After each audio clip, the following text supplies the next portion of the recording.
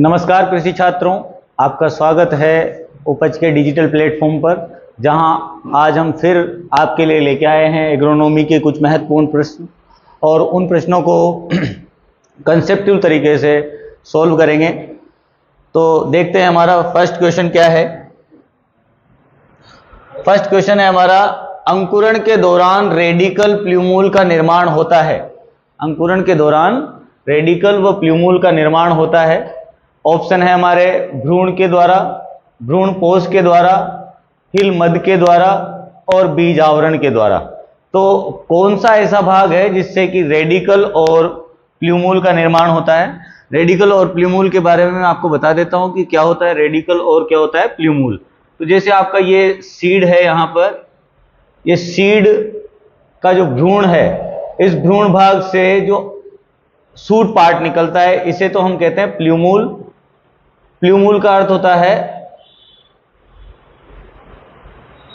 प्ल्यूमूल का अर्थ होता है बीजांकुर, और रेडिकल जो जिससे कि रूट पार्ट निकलता है उसे हम क्या कहते हैं? रेडिकल कहते हैं। तो रेडिकल से रूट निकलती है और प्ल्यूमूल से सूट निकलता है, तो इसे हम कहते हैं मूलांकुर। रेडिकल को हम क्या कहते हैं हिंदी में? मूलांकुर कहते हैं। तो कौन से भाग से निकलेगा? अंकुरण के दौरान रेडिकल व प्ल्यूमूल का निर्माण जो होता है वो भ्रूण के द्वारा। तो हमारा राइट आंसर क्या हो जाएगा यहाँ पर? भ्रूण के द्वारा रेडिकल व प्ल्यूमूल का निर्माण होता है, जो कि पौधे को जड़ व तना भाग देने में सहायता प्रदान करते हैं। अगला क्वेश्चन हमारा है, सीड वर्क बोर्ड आवश्यक है। सीड वर्क बोर्ड कहां आवश्यक है? हमारे ऑप्शन देखते हैं। वायबिलिटी टेस्ट ऑफ सीड के लिए, सीड की जीवन क्षमता जानने के लिए, या फिर अंकुरण परीक्षण के लिए, या फिर बीज की शुद्धता परीक्षण के लिए, या कोई नहीं। तो मैं आपको बता देता हूं कि सीड वर्क बोर्ड जो है वो बीज की शुद्धता परीक्षण के लिए आवश्यक होता है। बीज की शुद्धता परीक्षण के लिए सीड वर्क बोर्ड आवश्यक होता है। नेक्स्ट क्वेश्चन देखते हैं। नेक्स्ट क्वेश्चन है, बीजोपचार हेतु निम्न रसायनों या जैव उर्वरकों को किस बढ़ते हुए क्रम में प्रयोग करना चाहिए? तो बीजों का जो उपचार है वो एक प्रकार का बीजों का टीकाकरण माना जाता है, ताकि कई प्रकार के रोग उसमें ना लगे और कीटों का प्रकोप कम से कम हो, भूमिगत कीटों का प्रकोप कम से कम हो, और उसे पोषक तत्वों के लिए एक जैव उर्वरकों द्वारा जो है बूस्ट प्राप्त हो। आगे देख लेते हैं ऑप्शन क्या क्या है। ऑप्शन इन्होंने दिए हुए हैं कि राइजोबियम, पहले राइजोबियम से करें, फिर कवकनाशी से करें, फिर कीटनाशक से करें, RFI। अगला है राइजोबियम, कीटनाशक और कवकनाशी, RIF, कवकनाशी, कीटनाशक और राइजोबियम, FIR, और कीटनाशक, राइजोबियम, कवकनाशी, IRF। तो इसका सही क्रम क्या है? FIR। तो हमारा राइट आंसर क्या होगा? यहां पर कवकनाशी से करेंगे, फिर कीटनाशक से करेंगे और उसके बाद में राइजोबियम से करेंगे। तो इस क्रम में क्यों किया जाता है? जैसे कि ये सीड है आपका, इस सीड पे पहली लेयर काय की बनेगी? कवकनाशी की बनेगी, दूसरी लेयर जो बनेगी वो इंसेक्टिसाइड की बनेगी, और तीसरी लेयर जो बनेगी राइजोबियम की बनेगी, ताकि जैसे ही हम सीड को खेत में डालें, उसके बाद में जैसे ही सिंचाई करें, तो सिंचाई के बाद में ये आपका राइजोबियम डिजोल्व होकर के दूर चला जाएगा, फिर उसके बाद में इंसेक्टिसाइड डिजोल्व होगा और उसके बाद में कवकनाशी डिजोल्व होगा। कवकनाशी रूट के सबसे निकटतम हिस्से में रहना चाहिए, ताकि कवक जो फफूंद है वो जड़ पे आक्रमण न करे, और हमेशा सदैव जो है जड़ के पास ही फफूंदनाशी रहेगा।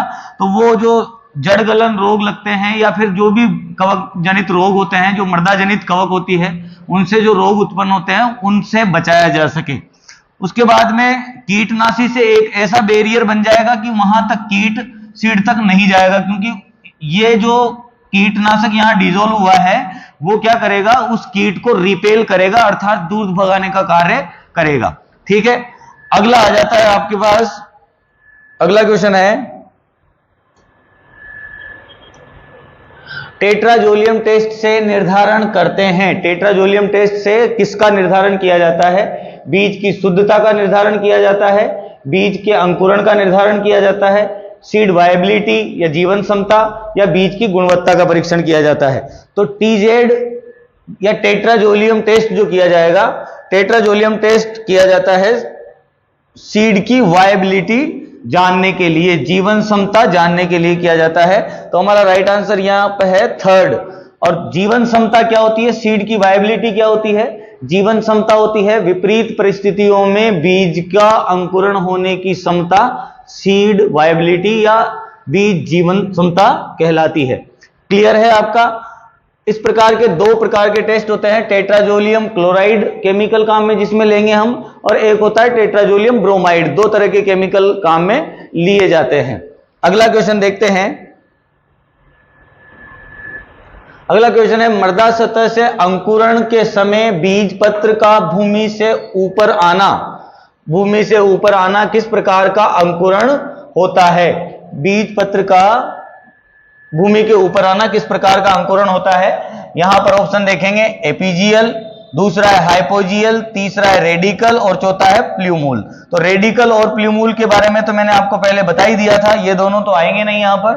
फिर भी हम जो है बीज पत्र या अंकुरण को देख लेते हैं। अंकुरण के केस में हम दालों के केस में अंकुरण का ज्यादा ध्यान रखते हैं। जैसे आपका ये सोइल है, सोइल में ये बीज है। अब ये बीज अगर मान लो भूमि के अंदर ही रहता है और पत्तियां बाहर आती है, तो इस अंकुरण, इस प्रकार के अंकुरण को, जिसमें कि बीज पत्र और बीज का पत्र जो है वो भूमि के अंदर ही रहता है, उस प्रकार के अंकुरण को कहते हैं हम हाइपोजियल अंकुरण। और हाइपोजियल अंकुरण किस में होगा? हाइपोजियल अंकुरण जो है वो सभी रबी दालों में, सभी रबी दालों में हाइपोजियल अंकुरण पाया जाता है। इसका एक अपवाद है। अपवाद क्या है? अपवाद है इसका राजमा। राजमा में एपीजियल अंकुरण पाया जाता है। जैसे कि ये बीज है और इसमें क्या होता है, ये बीज पत्र जो है वो भूमि के ऊपर आ जाएगा। बीज पत्र अगर भूमि के ऊपर आ जाता है तो उस अंकुरण को हम क्या कहते हैं? एपीजियल अंकुरण कहेंगे, एपीजियल अंकुरण। और एपीजियल अंकुरण किस में होता है? सभी खरीफ दालों में, सभी खरीफ दालों में होगा। और इसका अपवाद जो होगा वो क्या है? अरहर। अपवाद क्या है इसका? अरहर। क्लियर है? तो अब हम देख लेते हैं क्वेश्चन क्या था, कि जिसमें बीज पत्र भूमि के ऊपर आ जाता है, तो हमारा राइट आंसर क्या हो जाएगा? एपीजियल। तो यहां पर ऑप्शन में फर्स्ट आंसर सही है। एपीजियल अंकुरण जो होगा उसमें बीज पत्र भूमि से ऊपर आ जाता है। क्लियर होगा यह आंसर आपका? आगे देख लेते हैं। अगला क्वेश्चन है हमारा, अगला क्वेश्चन है, भारतीय बीज अधिनियम पारित किया गया। भारतीय बीज अधिनियम कब पारित किया गया? अर्थात सीड एक्ट जो है वो किस वर्ष में पारित किया गया है? तो सीड एक्ट के लिए ऑप्शन दे रखे हैं यहां 1952 मतलब 1952, उसके बाद में 1959, 1966 और 1979 दिए हुए हैं। तो हमारा राइट आंसर यहां पर क्या है? 1966 में बीज अधिनियम सीड एक्ट पारित किया गया। आगे देख लेते हैं नेक्स्ट क्वेश्चन। नेक्स्ट क्वेश्चन हमारा है, गेहूं में पाया जाने वाला प्रोटीन क्या कहलाता है? गेहूं में जो प्रोटीन पाया जाता है उसे क्या कहते हैं? तो ऑप्शन क्या क्या है यहां पर? ऑप्शन में हमारे पास है जीन प्रोटीन, अगला है ग्लूटीन प्रोटीन, उसके बाद में धुरीन, धुरीन यहां पर दिया हुआ है, और उसके बाद में रिसीन दिया हुआ है। तो धुरीन और रिसीन के बारे में बता देता हूं। ये दोनों एल्केलॉइड है। ये दोनों क्या है? एल्केलॉइड है। और धुरीन जो है वो ज्वार में बनने वाला एल्केलॉइड है, ज्वार की जड़ों में बनता है। उसके बाद में जब पानी की कमी आती है तो ये पत्तियों में जाकर के स्टोर हो जाता है, और इस प्रकार के चारे को या इस प्रकार की चरी को अगर जानवर खाता है तो वो मर सकता है। इसको धुरीन को कम किया जाता है या इसकी सांद्रता को कम जो है डाइल्यूट किया जाता है, वो सिंचाई करके और पशुओं को खिला सकते हैं ताकि इस धुरीन की सांद्रता पौधे में कम हो जाए। अच्छा, धुरीन जो है ज्वार के अलावा सोरगम हेल्फेंस में भी बनता है। सोरगम हेल्फेंस अर्थात बरू घास, बरू घास में भी धुरीन का निर्माण होता है। ऐसे ही रिसीन है। रिसीन जो है वो अरंडी में बनने वाला एल्केलॉइड है। जो जिसमें कि इंसेक्टिसाइडल प्रॉपर्टीज होती है, कीटों को मारने की क्षमता होती है या कीटों को रिपेल करने की क्षमता, दूर भगाने की क्षमता होती है। दो तरह की प्रोटीन है, जीन प्रोटीन होती है मक्का में पाई जाने वाली प्रोटीन, तो मक्का में पाई जाने वाली प्रोटीन को जीन प्रोटीन कहते हैं, और ग्लूटीन की जो है वो गेहूं में पाई जाती है। तो हमारा राइट आंसर क्या हो जाएगा यहां पर, ग्लूटीन नामक प्रोटीन जो है वो गेहूं में पाई जाती है। कुछ प्रोटीन मैं आपसे डिस्कस कर लेता हूं कि किस में कौन सी प्रोटीन पाई जाती है। जैसे ऊन में, बालों में, नाखून में केरेटिन प्रोटीन पाई जाती है। ऐसे ही मांस में, मांसपेशियों में मायोसिन प्रोटीन पाई जाती है। धान में ओराइजीन, मक्का में जीन, दूध में केसीन, अंडे में एल्ब्यूमिन, इस प्रकार की प्रोटीन, जैसे जौ में होर्डीन प्रोटीन पाई जाती है, गेहूं में ग्लूटीन प्रोटीन पाई जाती है। तो ये कई प्रोटीन के रूप है। अगला क्वेश्चन हम देखते हैं। अगला क्वेश्चन है, राष्ट्रीय बीज पॉलिसी किस वर्ष आरंभ की गई? राष्ट्रीय बीज नीति जो है वो किस वर्ष आरंभ की गई? तो राष्ट्रीय बीज नीति के बारे में बात कर लेते हैं। ऑप्शन है यहां पर 2004 में, 2004 के बाद में है 2002, 2002 के बाद 1963 और 1966।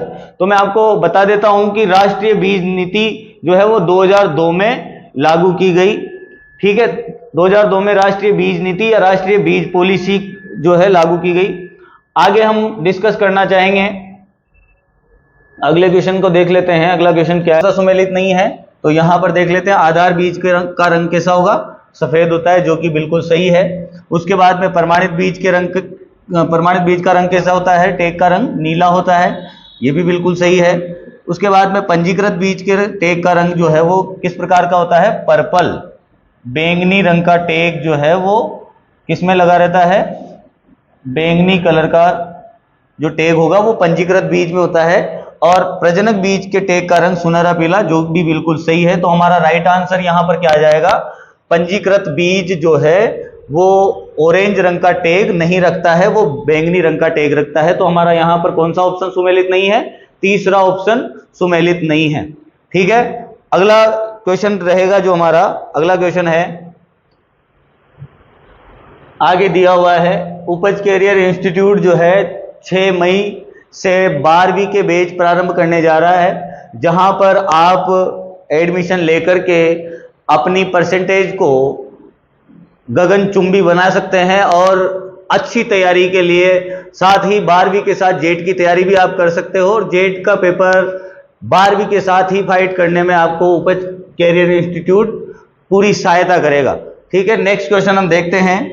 नेक्स्ट क्वेश्चन है, सर्टिफाइड बीजों के थैलों पर कौन सा टैग होता है? जो कि हमने अभी थोड़ी देर पहले ही देखा है, सफेद, पीला, लाल और नीला। तो कौन सा टैग रंग होगा सर्टिफाइड बीजों के थैलों पर? नीले रंग का टैग होता है, मतलब प्रमाणित बीजों के थैलों पर नीले रंग का टैग पाया जाता है। अगला क्वेश्चन देख लेते हैं। अगला क्वेश्चन है, प्रजनक के द्वारा उत्पन्न किसी किस्म के प्रारंभिक बीज को क्या कहा जाता है? प्रजनक के द्वारा तैयार किया जाने वाला किसी किस्म का प्रारंभिक बीज क्या कहलाता है?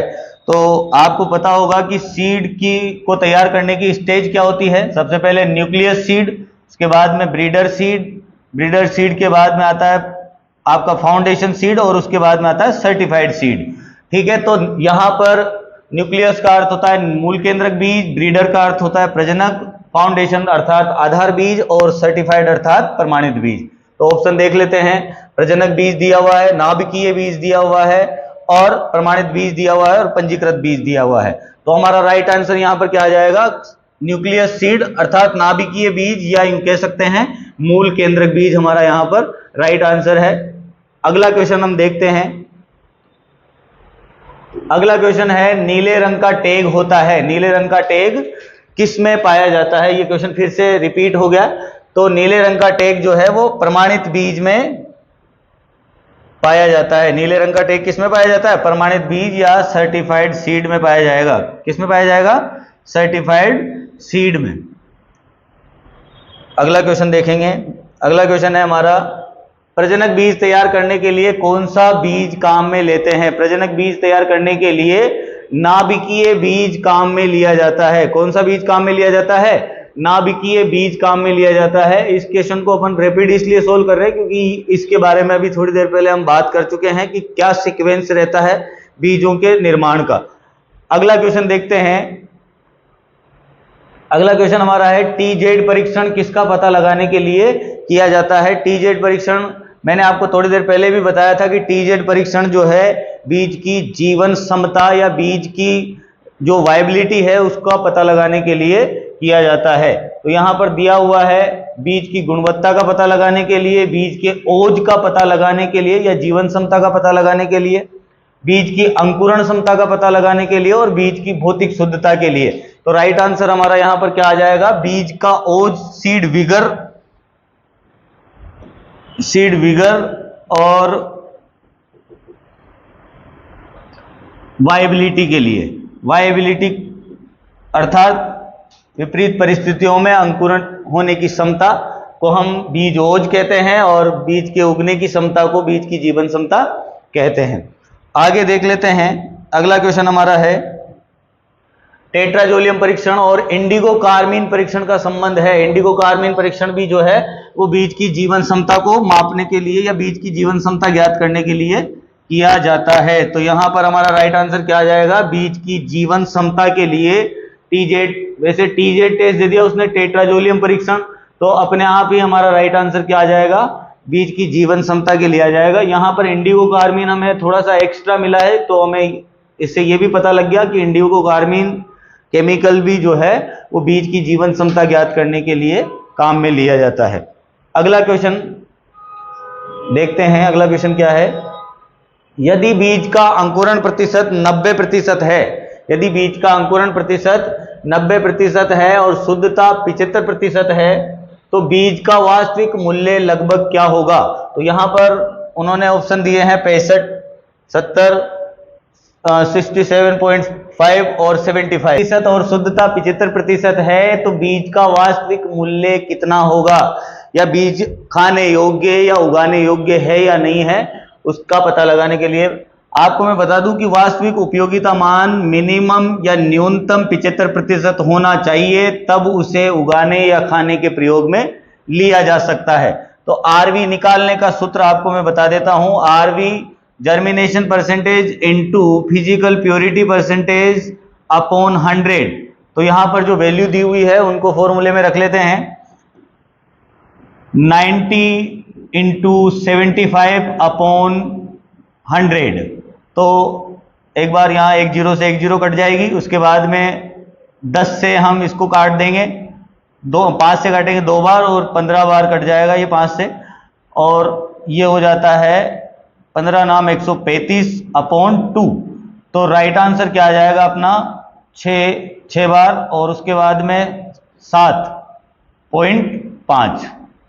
तो राइट आंसर क्या है हमारा 67.5 यहां पर राइट आंसर होगा। यह बीज जो है इसका उपयोगिता मान कम है 75 से, इसलिए इस प्रकार के बीज को उपयोग ना तो खाने के लिए किया जा सकता है और ना ही उगाने के लिए किया जा सकता है। अगला क्वेश्चन देख लेते हैं। अगला क्वेश्चन हमारा है निम्न में से कौन सा कथन असत्य है, निम्न में से कौन सा कथन असत्य है। तो seed plot technique, seed plot technique जो है वो डॉक्टर पुष्कर नाथ द्वारा दी गई, यह आलू की एक तकनीक है। उसके बाद में क्रॉप लॉजिंग, अगली क्या है क्रॉप लॉजिंग, इसमें एचएफ विलमेट, ये भी बिल्कुल सही है एचएफ विलमेट। उसके बाद में एकल संकर संकरण डीएफ जोन्स, ये डीएफ जोन्स द्वारा नहीं दी गई, ये ईस्ट और सल के द्वारा प्रस्तुत की गई थी। उसके बाद में सत्य आलू बीज, टीपीएस टेक्निक जो है वो रामानुजन ने दी है।